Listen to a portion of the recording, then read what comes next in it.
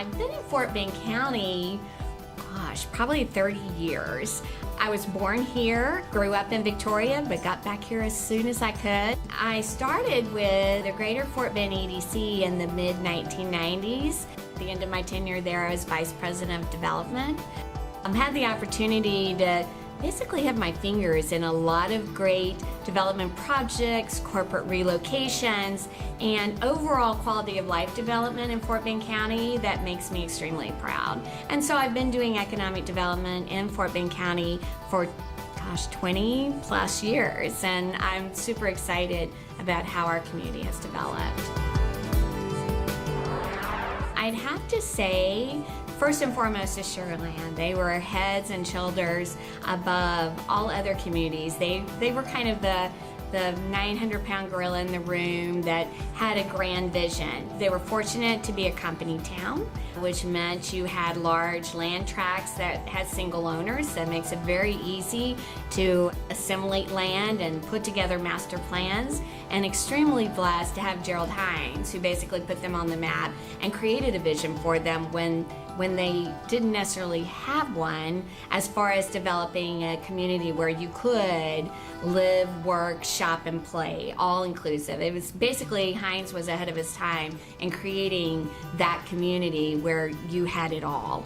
The other communities, I believe, there's Katy, there's Richmond-Rosenberg, Stafford and Missouri City, all wonderful communities, all putting together their plans and kind of following the Sugar Land vision.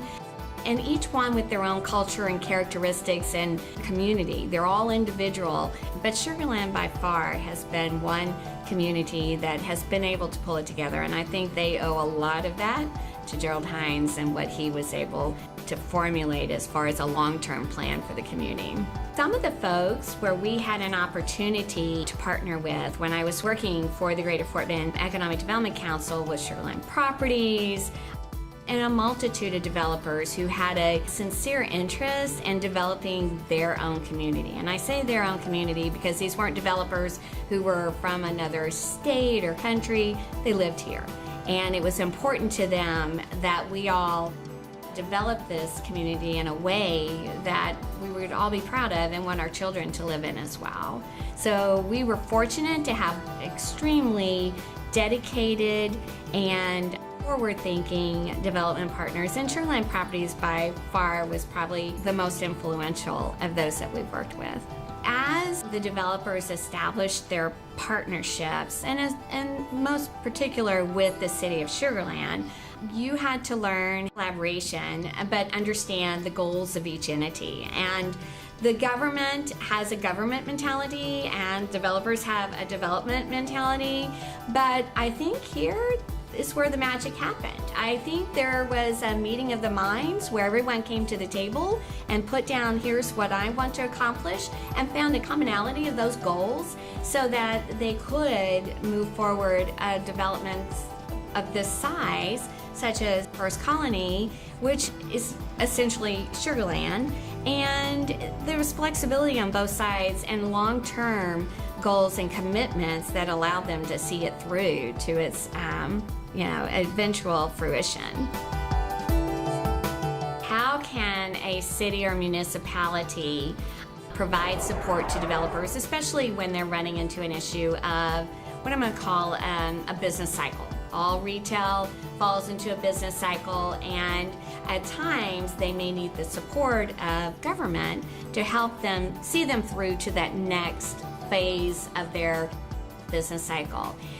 Government tries to be as responsive as it possibly can be, but at the end of the day, the private landowner is the driver of that development. The city doesn't own the property. We're in Texas where we have big property rights values, and they can only provide guidance or they can provide some small assistance, but at the end of the day, it's the developer that's the driver of their own development. And we believe in the free market and capitalism and all of those great things that make our whole country great. So while we want government to fix everything, they can't necessarily fix it all. So in economic development, and when I was with the City of Sugar Land and with the Greater Fort Bend EDC, I had an opportunity to work with several corporations that today are major employers in our community, and they provide jobs not only to Sugar Land residents, but all sorts of Fort Bend County residents. You know, it's basically, we've created this employment center here where now folks, instead of commuting into Houston, commute into Sugar Land, which is really a cool success. But in economic development, you're always trying to find the right fit for a community, and not every business is the right fit for your community. And having the opportunity to meet with folks on the front end and kind of come to that determination, having them understand the community, its value, its culture, and then whether they believe that their corporation would thrive here is an important component. And so I had that opportunity to do that day in and day out, and it was a true blessing.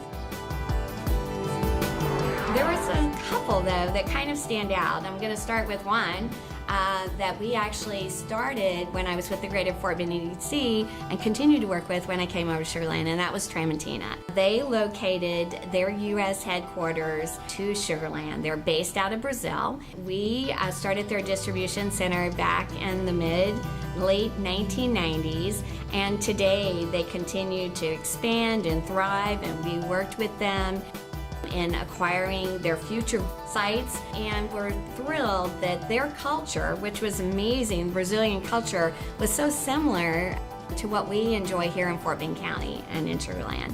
And I think it was the perfect match because they believed in great value for their customers, they believed in taking care of their employees and also giving back to their community, which we saw time and time again. And to me, that makes the best corporate partner. And another great corporate relocation that we had the opportunity to realize was Minute Maid, of course. Relocating them and retaining them in the Houston region, number one. Number two, bringing them to Fort Bend County was another kind of exciting adventure to have a major Fortune 100 company come to your community and, create their Southwest regional headquarters here was another huge coup. They also were so supportive of the community, and I can't say that enough, because one of the things that makes Fort Bend County so great is not only the great jobs that we create, but it's the community and the supportive community and our nonprofits that makes us, I believe, one of the most special counties in the state of Texas or in the U.S. So when you talk about economic development as it pertains to corporate relocation, the top three requirements or initiatives that a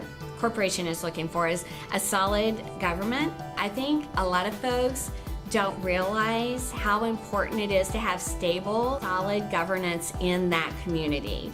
That was a surprise to me. Bechtel Corporation, when we relocated them here from Louisville, Kentucky, that was their number one requirement. In fact, they studied our governance and their practices and their open meetings until that was kind of on the outside, their research that they did.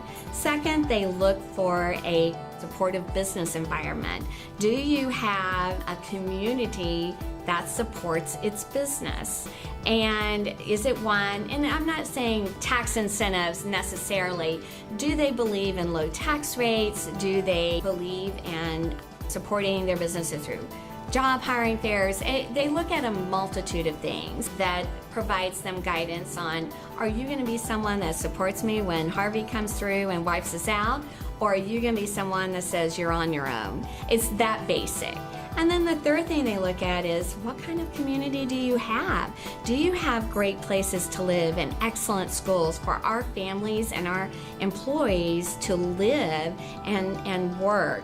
They're looking at the quality and the overall services provided, whether it's retail or education.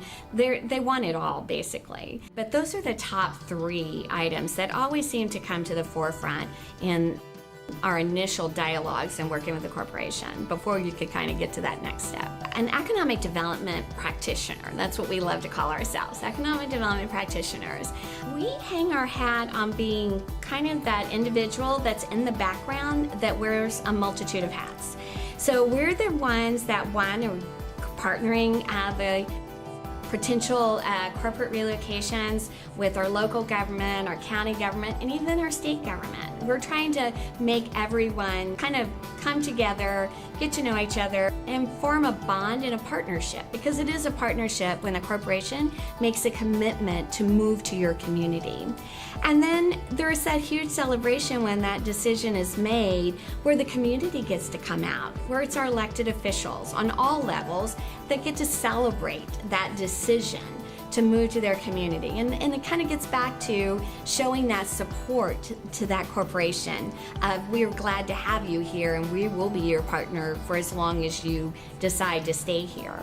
And then we get the opportunity in the background to use those success stories and sell it to the next corporation, because it really gives you credibility as a community when major Fortune 100 or 500 corporations make that major decision to move to your community. So they're not only doing their own research, but they're looking at what others have done before them. And we've even had opportunities to bring in potential partners in our community and to meet with our existing businesses. And that is always my favorite piece of the process, is when I bring someone who's looking at our community to move here and set up meetings where they interview folks who have been here 1 year, 5 years, 10 years, and we're not in the interviews. We are not listening to anything that occurs. It's an opportunity for them to have an open dialogue, CEO to CEO, about what works and doesn't work. And we've always found that our companies and our residents are our best spokespersons for the community. So if we wanted to know how First Colony as a community could serve or assist in economic development, they do it every day. They do it by keeping strict deed restrictions and in having folks adhere to them. They do that by ensuring that the quality of life is maintained, either through the retail centers. Retail is vital to business. They provide services that our employers and employees need to continue their business. While they're not a primary employer, they are secondary in nature, but they're a necessary piece to having a thriving business community. And so First Colony's role is extremely important in that process. Once again, they're kind of like the economic development practitioner. They're the person in the background making sure that there is a strong business environment. Having First Colony developed here in Fort Bend County and in Sugarland has left a mark in a way that very few people understand or know, but they live it. They live it every day without even realizing that First Colony created this culture to begin with. They've instilled a pride in all residents that come here. They've instilled a pride in all businesses that move here. They've instilled a pride that most people don't even realize they have until you ask them, where do you live? I live in First Colony. And it's an identity for them. It's like I'm part of something bigger, and they're proud of what this community stands for. And so, that's something you can't create. It's something that just has to come from the basics, the foundations that were laid in the very beginning. And so it's kind of like, in a way, First Colony took a page from Imperial's book, and being a company town, everyone was proud to be part of Imperial Sugar and the Sugarland. It was the identity. First Colony created an identity and a pride for this community. And I do want to share a little story as it pertains to that. When we were in the process of building Constellation Field and trying to come up with a name for the team, okay, this is before the stadium had even opened, we had a company come in. It was a marketing firm from California. And their approach to this process was, once again, to take us out of it. They want to know what government you think, or developers. We want to know what the community thinks. And they spent 3-4 days in the community just going up to strangers, whether it was here in Sugarland Town Square, over at First Colony Mall, it was in the coffee shops, in the small neighborhood centers in First Colony, and they just talked to the community and came back to us at the end of that time and said, This is the first community that we've ever worked in where everyone has such a pride. They are so proudful of their community. They don't see anything negative about it. They just feel like they live in the best place in the world. They wouldn't live anywhere else. And they said that gave us a lot of insight to how they felt about anything that the community did, that they were very supportive. And they said typically you don't see that in most communities when they come in as strangers. And so it kind of gave me some insight that you don't realize. You're so busy working on just building and partnering with everyone that it was the residents that were our biggest spokespersons for the community. When I first started in the mid-90s, we had hayfields all around Fluor Corporation, and that's where we officed. And we had to bale hay every so often to maintain the ag exemption. And we also had some horses that were staying with us in that area. And when I look at us today and I think back to 20 years ago, it was such a completely different community. It's special memories, and it's kind of speaks to the collaboration that the community has and making sure that we developed a really phenomenal community. Oh, the best part about First Colony and Sugar Land, this is so multifaceted. Whether it's the cultural diversity where everyone is inclusive, whether it's just the feeling of community that exists here, that's just second to none.